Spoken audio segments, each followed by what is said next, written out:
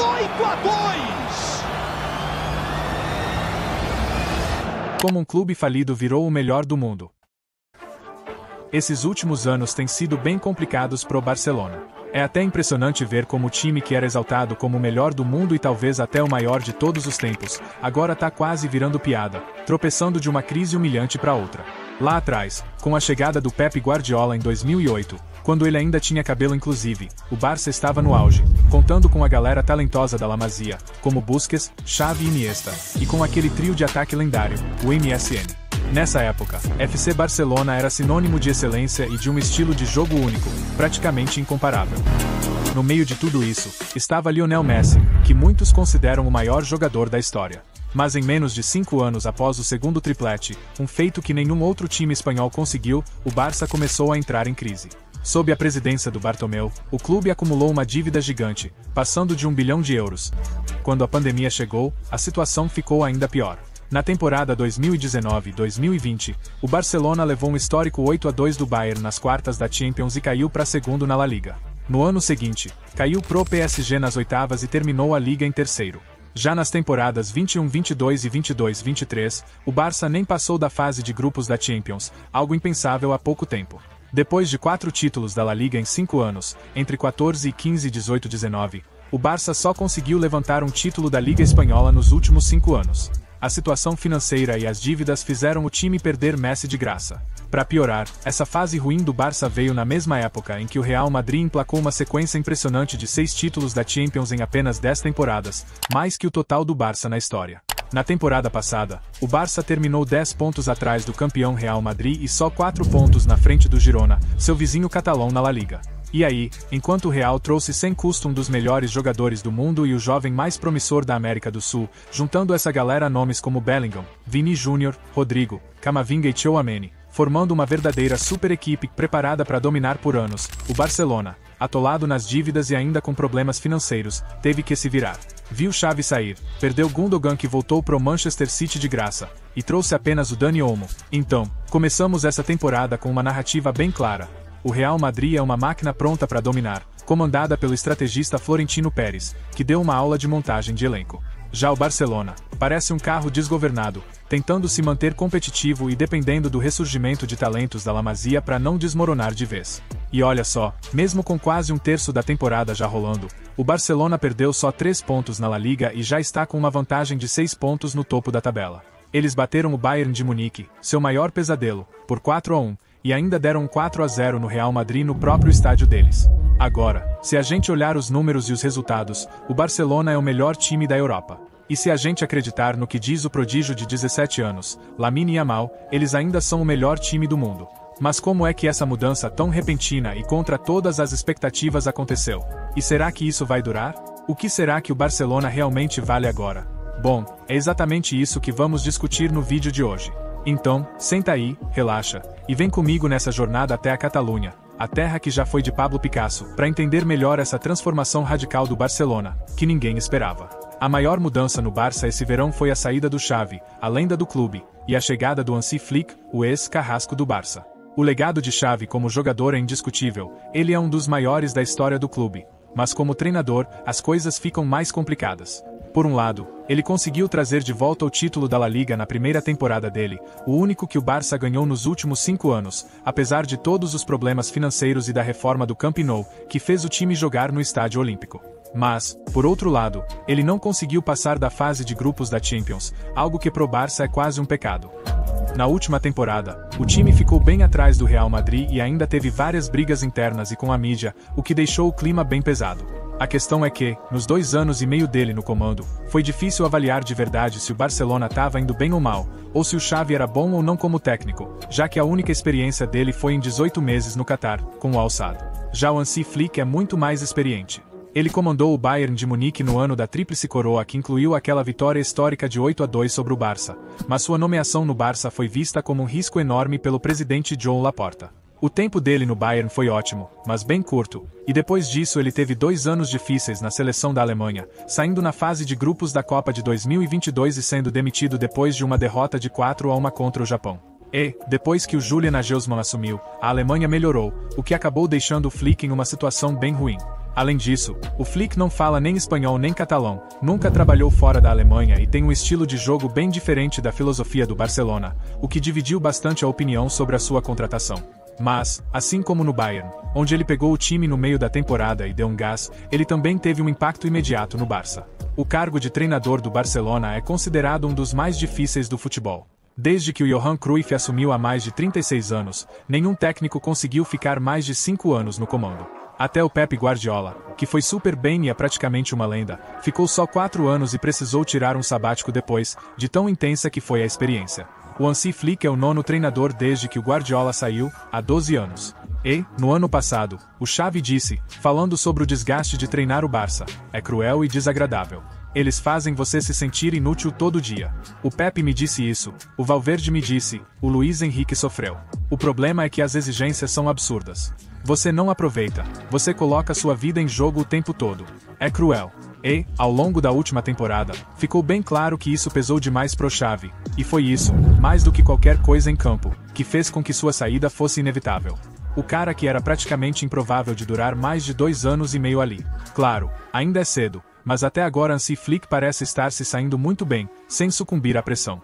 O Bayern de Munique é bem parecido com o Barcelona nesse sentido. Eles também são um time dominado por torcedores e membros, onde você precisa manter os presidentes e hierarquias do clube felizes, vencer quase todos os jogos com um estilo de futebol específico e lidar com uma mídia implacável, com jornais e canais de TV que vivem falando do clube. Isso faz com que você esteja sempre sendo observado e criticado quando as coisas não vão bem, e a busca por qualquer fofoca vira manchete, não importa o quão irrelevante ou escandalosa seja. O Flick já passou por isso no Bayern, e segundo um artigo do Paul Beuse no The Athletic, ele tem uma arma secreta para ignorar essa pressão toda no Barcelona: o fato de não falar espanhol ou catalão. No começo, isso foi visto como um possível problema, mas agora está se mostrando uma vantagem. Enquanto o Xavi se deixava consumir por tudo o que rolava na imprensa, Flick simplesmente não dá bola e até se diverte com algumas histórias sem nem saber do que estão falando. Teve uma semana inteira falando sobre a possível escalação do goleiro Iñaki Peña ou a chegada do Szczęsny, mas quando o Flick foi perguntado sobre isso, ele parecia nem saber do que estavam falando e rapidamente encerrou o assunto, deixando claro que o goleiro titular seria o Peña. Enquanto o Xavi ficava irritado com esse tipo de distração, Flick nem se importou, já focando no que ele queria dentro do campo. Ele estabeleceu suas regras e já colocou tudo em prática. Teve até uma situação com o Koundé, que chegou atrasado para uma reunião do time antes de um jogo contra o Alavés. Flick, sem dó, decidiu deixá-lo de fora e colocou um zagueiro bem mais novo, o Héctor Forte. Koundé entrou depois, mas a mensagem foi passada, e o elenco entendeu direitinho o recado. A pré-temporada foi puxada, porque Flick queria garantir que os jogadores estivessem em forma top para começar o campeonato com tudo, e até agora deu certo, já que o Barça tem se mostrado um time bem intenso e com muita disposição para atacar, principalmente no final dos jogos. O estilo de jogo do Flick pode não ser o Barça clássico, mas ele trouxe de volta a intensidade que a gente via no time de Guardiola. A famosa posse de bola e a genialidade do Messi foram marcos do Barça, mas o que o time de Pep também tinha de importante era o condicionamento físico. Mesmo com os jogadores mais baixos, eles nunca eram ultrapassados na corrida, e a famosa regra dos 5 segundos de Guardiola exigia que o time recuperasse a bola em até 5 segundos após perdê-la, pressionando em grupo e não dando descanso para o adversário. O Flick trouxe essa pressão alta de volta para o Barça. Agora, o time já começa a pressionar desde o goleiro adversário, com o Lewandowski, que já tem 36 anos, participando dessa pressão. Os pontas, como o Rafinha e o Lamine Yamal, avançam e pressionam os laterais, muitas vezes indo mais alto no campo do que o Lewandowski. Isso dificulta muito para os adversários saírem jogando, e o Barça tem conseguido roubar a bola em áreas perigosas, criando chances de gol com poucos passes. Lembra da frase famosa do Klopp sobre o Gegenpressing? É só um passe de distância de uma boa oportunidade. E, ao que parece, o Flick trouxe essa mentalidade para o Barça também. Historicamente, o Barcelona sempre foi conhecido pelos seus craques criadores de jogada, como Maradona e Messi, mas agora o Barça também tem essa pressão intensa como parte do seu jogo. As táticas do Flick são bem mais diretas do que o estilo tradicional do Barcelona, e isso ficou bem claro na vitória de 4-1 contra o Bayern, onde o Barça teve só 39% de posse de bola, bem menos do que o Bayern teve em 2020, quando o Barça levou aquele 8-2. E, mesmo contra o Real Madrid, onde o Barça dominou a posse com 59%, a forma como usaram a bola foi diferente do que estamos acostumados a ver. O Flick também está usando um duplo pivô, algo que o Barcelona não fazia há muito tempo, o que é uma tática inteligente para ajustar o time e melhorar a proteção da defesa, sem abrir mão da criatividade. Isso também rolou porque eles tinham o melhor pivô do mundo, o Sérgio Busquets, que é um dos maiores de todos os tempos. Mas aí, em 2023, o Busquets foi embora, indo para o Inter Miami junto com o Messi, e o Xavi nunca conseguiu encontrar uma solução para preencher essa lacuna no meio-campo. O Oriol Romeu, que é um ex-jogador da base e voltou de empréstimo do Girona, até jogou 37 vezes na última temporada, mas não estava nos planos do Flick, e foi emprestado de volta ao Girona. Com a saída dele e a ausência do Frenkie de Jong, que estava se recuperando de uma lesão no tornozelo, o Flick, meio que por necessidade e também por um bom planejamento, voltou seus olhos para a base do Barça, que sempre é uma ótima opção quando as coisas ficam complicadas. E, com a situação financeira do clube, isso nunca foi tão importante. Depois de um tempo de incerteza sobre o futuro da base, com menos jogadores sendo promovidos nos anos do Bartomeu e alguns talentos promissores, como Riqui Puig, indo embora para o La Galaxy, a base do Barça deu a resposta que todo mundo queria. O Lamine Yamal, que tinha só 15 anos, se tornou o jogador mais jovem a atuar pelo Barça em mais de 100 anos, e agora, aos 17, é um dos maiores talentos não só do Barça, mas da Espanha também. Ele já é considerado um dos melhores jogadores do mundo, independentemente da idade, e a galera já fala dele até como candidato à Bola de Ouro de 2024. E o mais assustador é que ele ainda está melhorando. Outro garoto que está impressionando é o Pau Cubarsí, que é um pouco mais velho que o Yamal, mas também tem apenas 17 anos e parece um zagueiro de nível top. Ele já tem uma leitura de jogo incrível, com sua presença em campo. Parece bem mais velho do que realmente é. Cubarsí já tá mandando bem ao lado do Íñigo Martínez na zaga, que tem mais de 500 jogos profissionais e até chegou a quase sair do Barça no verão. Mas o Flick viu o potencial dele na pré-temporada e resolveu mantê-lo no elenco. E, ao que tudo indica, a parceria dele com o Cubarsí tá dando super certo. No meio-campo, o Flick não perdeu tempo e deu uma chance para o Marc Bernal, de 17 anos, que fez sua estreia como titular na primeira partida da temporada contra o Valência. O Bernal foi super bem e manteve a titularidade nos jogos seguintes, contra o Athletic Clube e o Rayo Vallecano. Com 1,93 metros, ele trouxe uma presença no meio-campo que normalmente associamos a alguém muito mais velho. Vale lembrar que o Busquets fez sua estreia na La Liga só aos 20 anos. Mas, infelizmente, o Bernal acabou sofrendo uma lesão no ligamento cruzado no seu terceiro jogo, o que foi uma grande tristeza, e todo mundo espera que ele se recupere rapidinho.